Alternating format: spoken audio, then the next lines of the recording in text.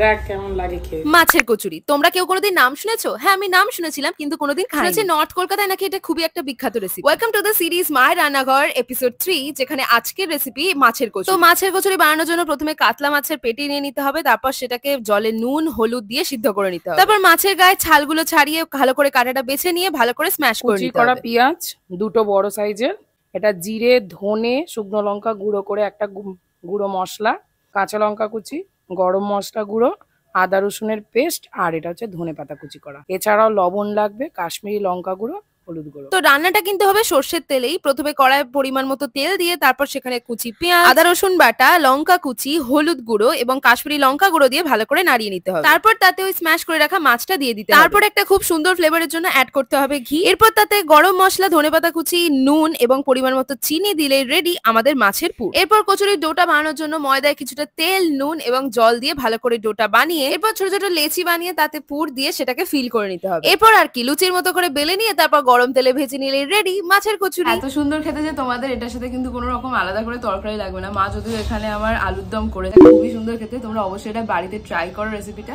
আর আমাকে অবশ্যই কমেন্টে জানিও যে তোমাদের কিরকম লাগলো।